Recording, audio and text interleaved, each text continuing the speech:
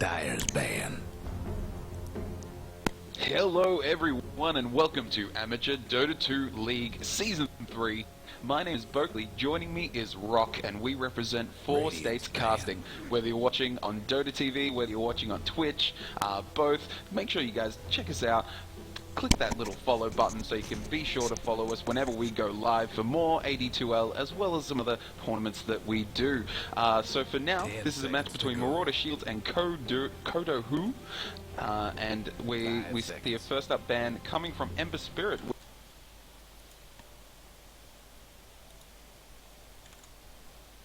Had a first stage ban with the Ember Spirit as well. So what are your thoughts on that, Rock?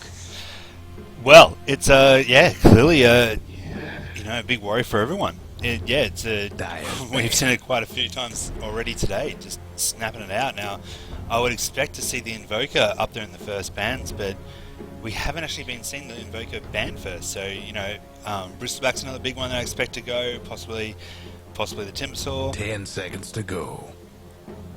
Yeah, really standard offlane bans are quite popular, and I think the Nyx ban coming up first for Kodo Who or CDH is I think a good choice, because Nyx is currently one of the most popular heroes used in a since the 6.80 patch. The Nyx Assassin, the Marauder, and the Invoker are 3 of the most popular heroes right now in the current meta. So I think that's a good ban out from CDH. And Ember Spirit, he's new, he's yet to be sort of understood about his strength and how powerful of a hero he can be. So I think banning him out just to be on the safe side was a good strat for Marauder Shields. So Timbersaw, great call there, Rock. The Timbersaw banned out for Marauder Shields, so they don't want that offlane potential, but that does leave open the Bristleback as a pickup, which they go for straight away now that they have first pick. Bristleback first pick, snapped him up as well. Yeah, that's it. So, as I said before, Kodo Who is going to have, a really nice chance to pick up whatever they want. Dazzle's been a little bit off as the first pick too, but I really think Invoker's a great pick. But yeah, AA smashed in the bans, and we saw how effective he was last time, especially with the Chrono from 10 seconds Void. to go. Just amazing, and that game also had a Death Prophet as well, and that was a really cool game as well. But so respect ban straight away. Yeah, some of the most popular heroes, or support heroes, being banned out. So I wonder whether they're going to be banning out the popular supports and going for maybe the popular carries. So Sand King picked up, and I love Sand King. He's one of my most favorite heroes. And as I was saying last match, he's actually becoming more and more popular, and we saw him banned out. So the Sand King being picked up for Kodo Who, and I think he can be a great support in a tri-lane, and pairing him with a Crystal Maiden here is going to be really nice. Generally, when you have a melee support like a Sand King, you're going to be wanting to go a ranged carry, so that Sand King can sort of be in there to take a few right clicks in place of your carry. So whether we're going to be seeing a Luna carry, or maybe something like a Drow Ranger or a Clinks, or we might even be seeing Sand King going mid and getting some early levels, an early level 6 and a quick Blink Dagger. And that is definitely on the cards for Kodo Who. Yeah, definitely. And, crazy as it seems, even the jungle is there, but I wouldn't recommend it. But yeah, no, I love Sand King too, and with Crystal Maiden, they can, that is just a super roaming gank support squad, and Marauder has decided to go really straight into their carry picks. So they've got Bristleback and Weaver. So they've basically ensured that 2 lanes there are really, really tough. Radiance ban. Yeah, and as you said, like going with that early carry pick and showing their hand could be a little bit of an overconfidence problem for Marauder Shields, because if Kodo Who go with a Weaver counter, so something that gives you invis vision like a Slider or a Bounty Hunter, we might see some issues coming the way of Weaver, even if they go a mid who gets an Orchid. So someone like a Storm Spirit, or even a carry like Clinks, who is ranged and would sit nicely in either off lane or safe lane farming and gets an early Orchid. That's going to dispel a lot of issue and a lot of potential death for Weaver. Yeah, look, I was thinking the exact same thing. About time. Clinks actually came to mind first, and then basically anyone else with that 10 gank and seconds to silence go. capability also. So you mentioned things like Slider and Bounty 5 Hunter with seconds. the track capabilities, but then someone like a Night Stalker or even a Reserve Death time. Prophet or even a Disruptor, if they or a Silencer can get in there. If they silence him, then Weaver's in a world of hurt too. Yeah, and I think Radiant's pit. Kodo might be changing up their potential plans a little bit to try and deal with this Weaver now that they know that he's going to be one of their main sources of damage. And both Bristleback and Weaver specialize in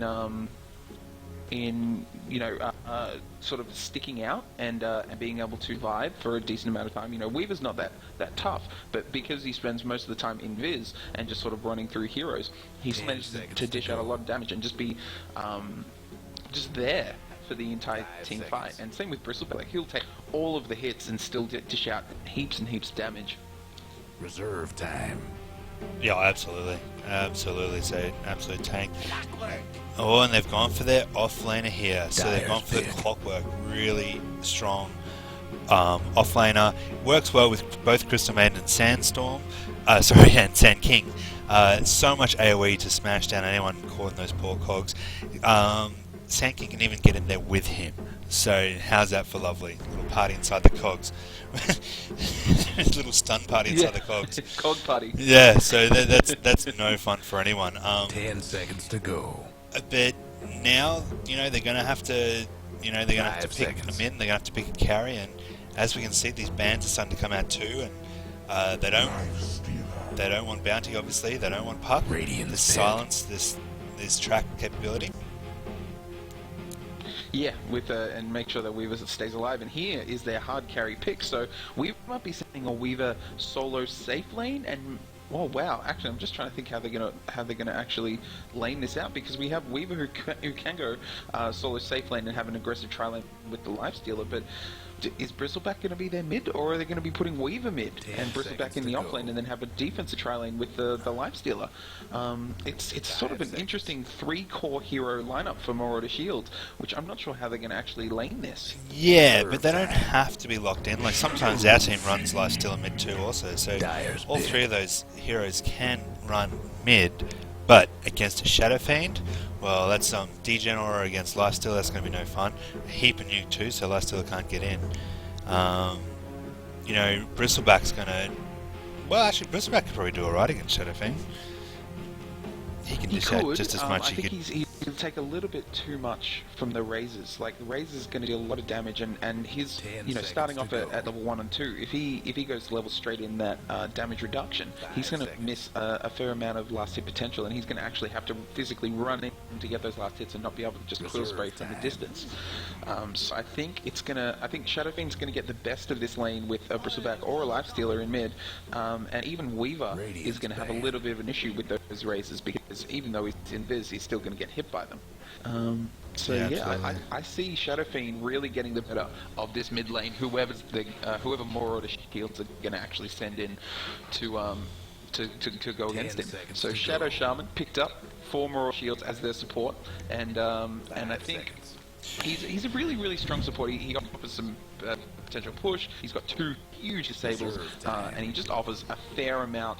But again, like I was worrying with ACP last match, with Marauder Shields, they're going a quite greedy lineup. All these heroes need a fair amount of farm to actually be effective, and a fair amount of levels. Yeah. Now, there's also, like, I'm starting just to wonder what that Bristleback's going to be doing. Like, he could possibly be doing Ancients too. That's not that effective straight off the bat, but that could be part of it. Or they might even be deciding to run a lane with early, like with the Bristleback, Lifestealer, and Shadow Shaman, and then Bristleback will run off, or Lifestealer will run off in jungle, or Bristleback will run off in gank, or so it might be something creative that we're seing 10 come out seconds here, to go. and that means that they might even pick a mid, and that's what I'm saying. So they could even pick a 5 mid seconds. now to counter Shadow Fiend. Yeah, but with Bristleback, he Reserve really time. needs that early XP, Oh, because if he doesn't absolutely. get ahead, then he won't be able to be effective against future ganks and against when he becomes aggressive. No, So that's right. if he sacrifices some XP, then I'm not sure if he's going to be effective being a dual or a tri-lane. So, yeah, I don't know. I really wonder what the setup's going to be for Marauder Shields. Yeah, it's very, very interesting. But you know, these guys know what they can play, and looks like they've probably chosen characters that they're very good at. Do you know what I mean? There's some really comfy heroes here. The Sand King, the Crystal Maiden, the Clockwork, Bristleback, you know, all these really, really strong, you know, kind of characters that, you know, everyone's quite comfortable with, you know what I mean? So I think they might be banking on the fact that, yeah, we know what Clockwork can do, yeah, we know what Sand King can do, let's just play really well, I don't know. You know, let's play really safe. 10 seconds Are they not to go. worried about it? Are they not worried about Clockwork ganking? 5 seconds. Yeah, and look, Kodu Ho still haven't revealed their latest Reserve time. sorry, hard carry, their farmer, who's going to be in the tri-lane with Sand King and Crystal Maiden. So, you know, they haven't really revealed their hand in terms of their late game potential, whereas Marauder Shields, it's open and ready for everyone to see, because all they have now is they need to get a second support. So they do have 3 cores, which is greedy, but they, you know, potentially late game, they can really take this to Kodu Ho. So Kodu Ho are going to want it to finish it by about the 30-minute mark. If it goes past there, I think it's going to start to dip towards Marauder Shield's favour with the current lineup, depending on what they go for their hard carry, though. Yeah, look, I tend to agree. You know, Leicester can kind of get up nice and early, and so can Bristleback too. 10 so seconds to go. they're not, even though they are greedy, they're not stuck in a Dyer's pick. survive at all costs and try and survive to late game. But you know, here we go. We got the Slark pick up for Go to Who, and that's quite an interesting pick. That's probably going to be a tri-lane Slark. You know, Yeah, Settlane farming Slark. yeah. And you know, that's a nice chunk of disable. That's really going to hurt Bristleback and Weaver and Lifestealer. So I quite like that pick actually. 10 seconds to go. Yeah, and I think his survivability as well is going to add nicely to the sort of constant harass that you're going to have from the Weaver and the Bristleback. You know, all out of and he's just going to heal right back up. That really greedy pick from Orioles. I mean, the Vengeful Spirit, she needs so much farm. So, you know, Shadow Shaman and Vengeful Spirit both are not really farm independent heroes. They both need a decent amount of gold coming their way. So I do worry for Marauder Shields whether they're going to be able to actually support their hero lineup with their income. The Vengeful Aura does also add to an element of push as well. So maybe they are banking on having a little bit of push with the Shadow Shaman and the Vengeful Spirit.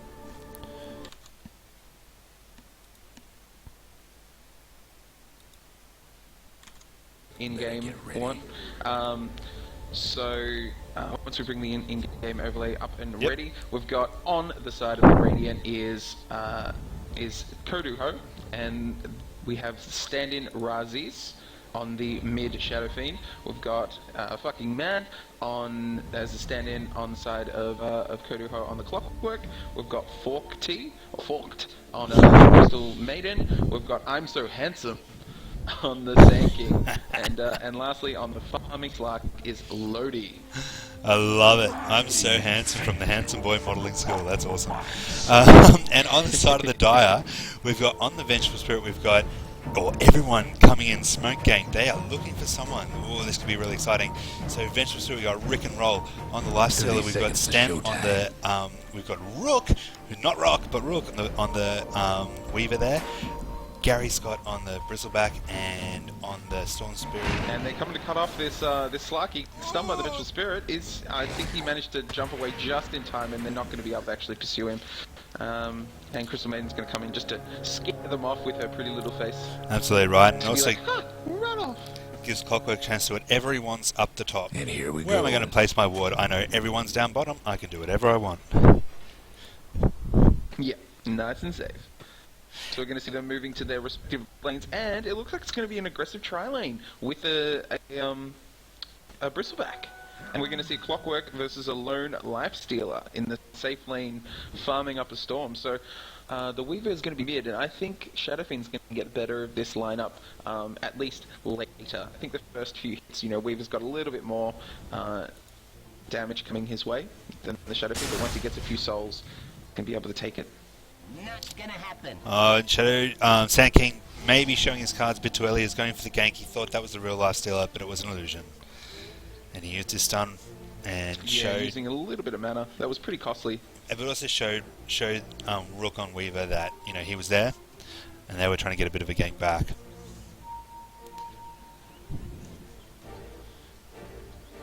So we'll probably see that Sand King rotate bottom. I suggest and it's actually going to be 3, tri-lane versus tri-lane, which is always fun to watch. Yeah.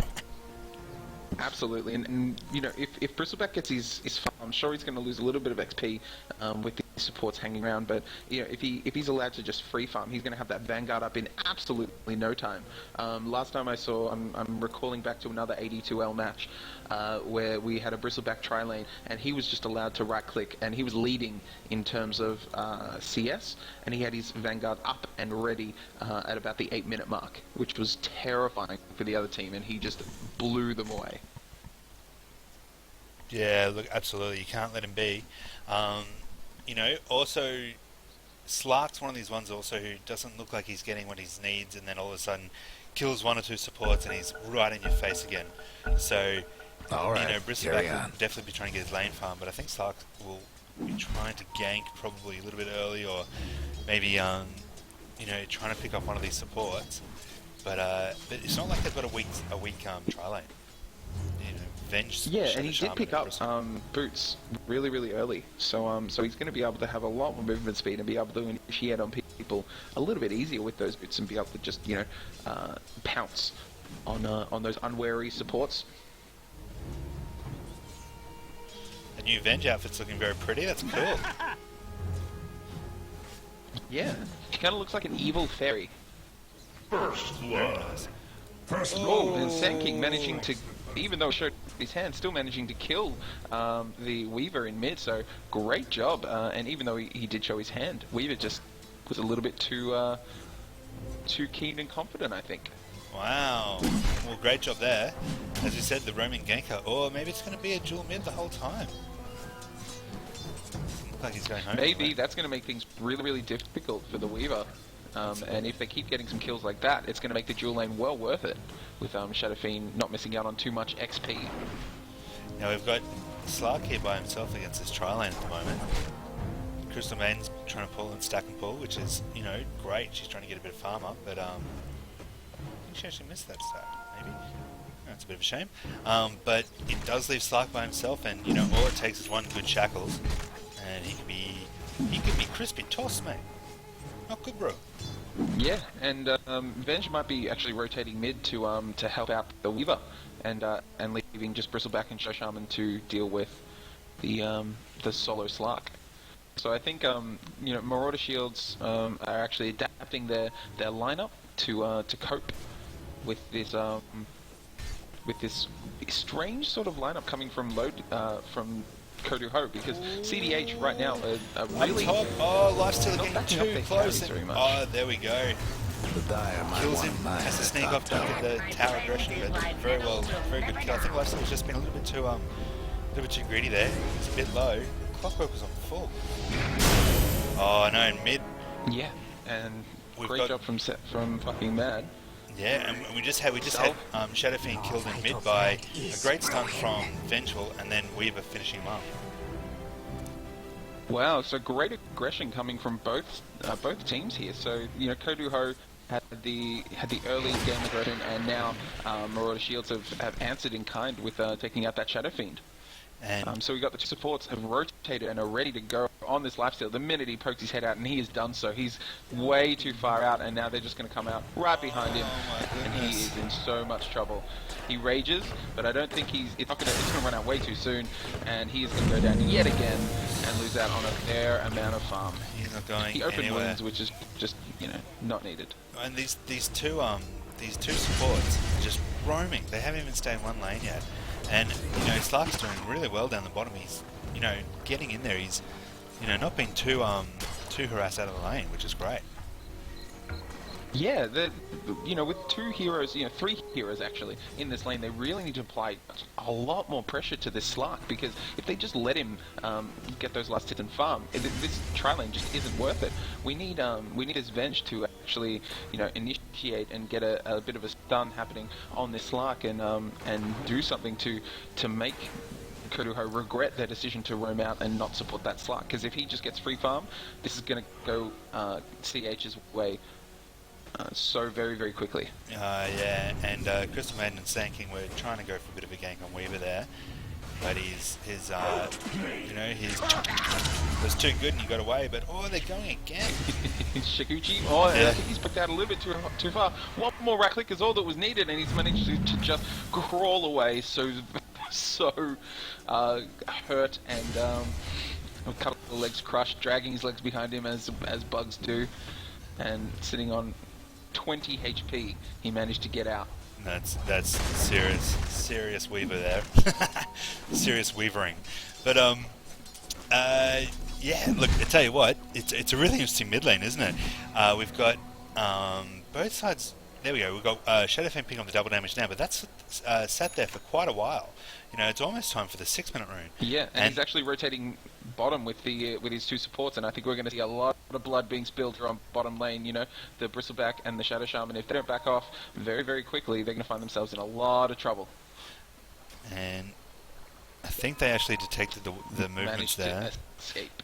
Yeah. Radiant's mid tower's getting banged up. Not sure which ward get. I think they just sussed that one out because the wards don't actually give vision to where they're walking. Yeah.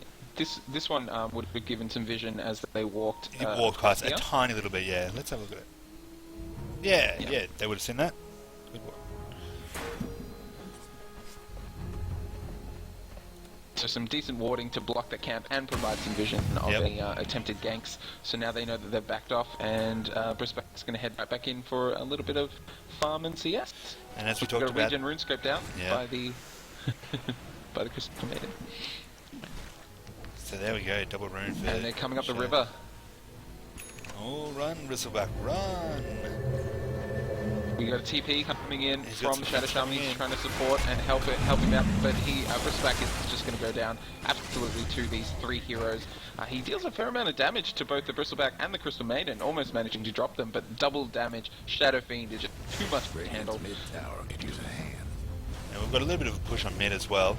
Vengeful Spirit and Weaver trying to put a little bit of damage, but Clockwork's there to scare them both off, and we also got teleport with a double damage Shadow Fiend in, so looks like they're definitely keen to keep this kind of aggression going, keep moving around, and really keep Mara on the back foot. Yeah, and a really strong start to Koduho or CDH. So Marauder Shields, they've got the late game. They've got that potential to, and all they have to do is just make sure that they survive up to the 30-minute mark and out carry. Because up to the 30-minute mark, it's going to be an uphill battle, and it's going to be really, really difficult for them to be a bloodbath down bottom. bottom. So now, 4 heroes heading in. Sand King goes invis, and they don't have any detection there to have a look, see where he is. Sentries or vision, and Weaver is in a bit of trouble. He's invis, but he gets copped with a pounce, and now the Clockwork's gone in on the Shadow Shaman. Shadow Shaman's going to drop. He manages to hold him in place for a little bit. Sand King now got the Vengeful Spirit's going to go down. Slark's trying to get there, and now Bristleback's the only one still alive here in this lane, and he's going to have to back off. He's going to be fine. He's going to survive with his tanky back. But that's 3 heroes for nothing on the side of CDH or Koduho. Yeah, awesome. Wasn't it amazing battle down here in the jungle. But simultaneously, when Clock went in, Sand King got a dual stun off on Weaver and I think it was Bristleback, and actually finished off the Weaver and totally took out Bristleback to get owned as well. So awesome plays here. Really great teamwork and coordination from CDH. And those Sand King stuns just have so much potential, because it's like a lion one, except it's like a lion stun that's targeted, except you can not only hit multiple heroes but come out right beside one of the ones that you hit. So really, really effective. And that's one of the reasons why I love Sand King as a support, and even as a semi-carry role. Rody, and another one of our mates, I keep giving shouts out to, but yeah, he rates Sand King as one of the best supports, and he says that stun is one of the best stuns in the game, and he's been playing it since, like, you know, Dota 1 times.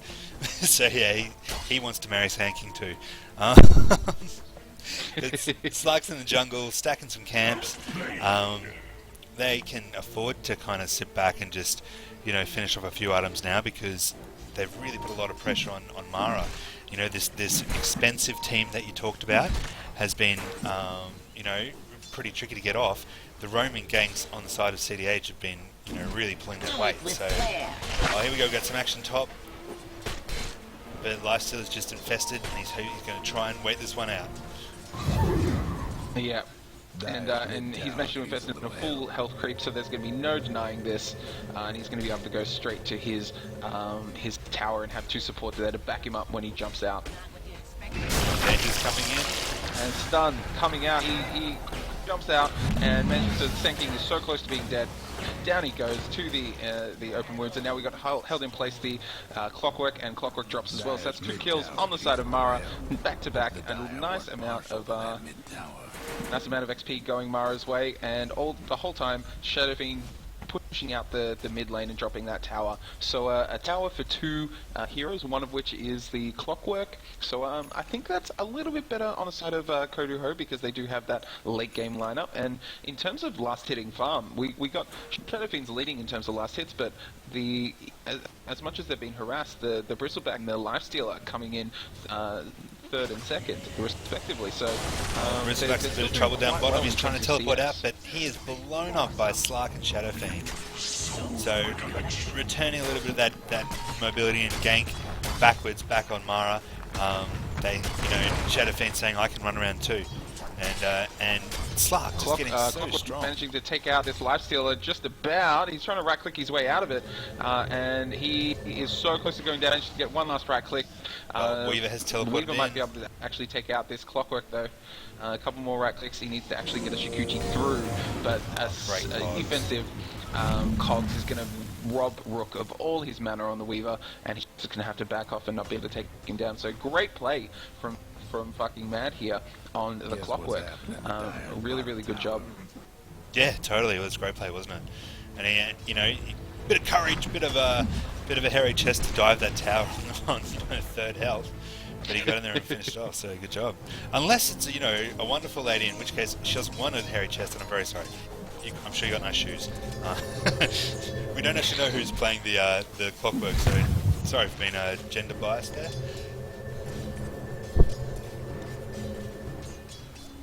I suppose they've named themselves after a male Dota player, so we can assume it's pretty safe. A natural assumption that the player's male. There's a majority of men in the game, but hey, we want women too. A huge fight. There's a tournament coming up really soon, and now Bristleback taking out the Clockwork. He got in the oh god, I forget what it's called. The Crystal Nova blowing up the Bristleback, and now Lifesteal's coming in, going out a little bit too far. Stun coming up from the Sand King, great job. Down drops the Vengeful Spirit, and now 5-man wipe from a Crystal Crystal Maiden ulti, freezing field. Down goes 3 heroes on the side of Mara, and they're just like, what the hell just happened? And Crystal Maiden's just like, hi! There's no way that they're going to be able to do anything here. Down goes the tier 1 tower. Yeah, it was everyone rolling, and Tatanki dropped his ulti too. No, he's actually still got epicenter, so they even kept someone, in restore there, because he could have Blink Dagger's up on Sand King as well. Oh, here we go. Maybe that's what he was saving for. So now I'm going to hold on to my epicenter. So I got Blink Dagger. Wrecked. Yeah, and Crystal Maiden's looking really rich after that team fight. She's got 1,800 in the bank. I wonder what she's going to be going for now. Wow, well, that type of money, she might be going for a Blink Dagger as well. So Vengeful Spirit's running over. What's going on here? A little bit of aggressive warding, I believe. Hope she doesn't get seen. Nice ward there. I think she's going to be nice and safe. Good aggressive ward, and she's got a sentry here to make sure that there's no... Oh, Epicenter's come in from the Sand King, drops out the Weaver. Blink in, and Weaver is going to drop down. Clockwork, huge hook shot in. Great plays from fucking Man. Is he going to drop? He managed to just... down drops the Lifesteal with a couple of last-minute explosions from the Shadow Fiend. Great job. Yeah, that rage doesn't stop, damage. Doesn't stop right clicks, and they just had enough to burst him down. And it looks like Bristleback's just gone down too. Dire's mid towers have Yeah, and Slark being killed, so a little bit of a little bit of XP going towards the Shadow Shaman, and wow, Jaden Kwam is looking a little bit less than healthy on the Shadow Shaman. Yeah, and those kills are starting to really get, quite high in the side of CDH. It's 17 to 6 now. 14 Dire's top minutes, 14 tower's getting minutes, beat down. They're doing a smoke gank. They're moving in again, trying to get another kill, trying to keep these carries down. Senki stunning out the Rook, and down will go the Weaver yet again, and he is running so low in terms of farm. All he's got is a Ring of Aquila and a Ring of Health. That is it. And 13 charges on his magic wand, which he wasn't able to use because he just got exploded. Wow, and Shadowfiend's got similar to the same items. He's got treads as well, but he's got 31, and he has just picked up Ogre Club, Mithril Hammer, BKB coming his way. That is just going to be a monster. Yep, and that's 2 parts to a huge expensive item that's going to really change the way that this battle's going to go. Hasted, Clockwork is still managing to deal a fair bit of damage with it, just even as a chicken. I love it. Super fast chicken. Yeah, a battery assaulted chicken. Dire's mid tower could use a little help. Battered and salted, you'd say? Oh, sorry. Goodness. First to leave the screens chicken. up, now I integrate our cast with terrible, terrible dad jokes. Yeah, all about the puns here at Four States. Wonderful. Now we've got, everyone's moving. They all want to, stage a battle over this bottom tower on the Dire side. Sorry, this mid tower. And we got Slark, who's still pushing out this bottom lane, just getting his farm up. And in terms of his what he's going for now, he's got his Oblivion Staff, which means that we're going to be seeing really an Orchid? Oh, big swap and then stun on Slark. He's trying to get out, but Weaver's there. He's going for the teleport, but it's kind of like Juggernaut. He can just go like as he pleases. But he has left everyone else here to fight. The rest of the team is engaging right now. Yeah. And Ulti comes out from Shadowfiend. The Shadowfield's probably going to go down to these wards. He pops his wand to stay alive for a little bit longer. Out goes the Epicenter. He's going to drop down Vegetable Spirit. Now the Razors, Sandstorm. Weaver's going down. And Lifesteal's trying to right-click his way out. And somehow Shadowfiend still survives, takes down the Lifestealer. And now all we got is a Bristleback living. And that is it. He's getting out.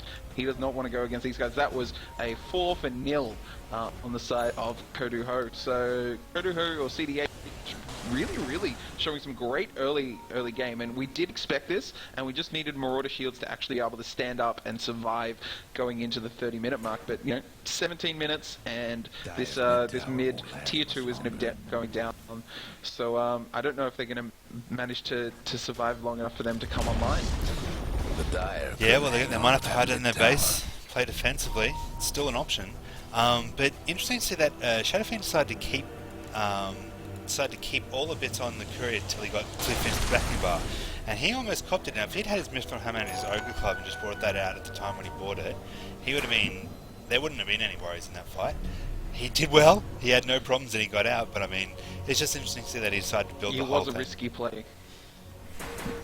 Yeah, and that risk was rewarded because now they didn't know that he went for BKB, that he was going for BKB, and now all of a sudden he's going to have a completed one ready in his slot, and he's going to go on with the Clockwork dealing a fair amount of the Vengeful Spirit. They're stuck in the cogs. Down goes the second one, the Shadow Shaman, and now Bristleback in a fair bit of trouble. They're pursuing Clockwork, wanting to take it down, being really green. Stun comes out from the tanking, and we can see Dust, and down goes the Lifestealer as well as the Bristleback, somehow with a final ulti coming out from Raze, and the Weaver's going to go down with an invis. Sanking, somehow managing to survive on very, very, very low health. There we go, huge team wipe, and they've called the GGs. So, understandable. I think it was a little bit of a premature GG. I think that Marauder Shield still could have come back. It was unlikely, but they still had some potential. With 3 core heroes, they could do a fair amount of damage. Absolutely right. Good luck to Crystal trying to get up the top of that hill. Do you know what I mean? They could have sat there for a while, but maybe they just wanted to get the next game on. Maybe they thought they could have a better try at drafting or something. But I thought it was a pretty good game. It was. I loved the mobility of the Crystal Maiden and Sand King. Gee, they did a good job. Roaming around, just getting kill after kill, killing the impossible killable of Weaver. That's hard. That's real hard, and they did it a couple of times. So he had nowhere to go. But great game. Yeah, and as you said, that goes to purely those roaming supports who were where they needed to be at all times in all three lanes, and really it just had Marauder shields on the back foot. So great play coming out from Kodu Ho. So we're going to be seeing Game 2 coming up in absolutely no time at all. So make sure you guys stay tuned. We'll be back in lobby and then into the second game. So make sure you guys, while you're waiting, click that little follow button on Twitch, or check us out on Twitch and Facebook, and say hi. We love to hear from you all and hear everything you guys have to say in terms of suggestions for future 4-state events and stuff like that. So until then, I'm Berkeley, and he is Rock, and thank you so much for listening. We'll be back in just a couple of minutes. See ya.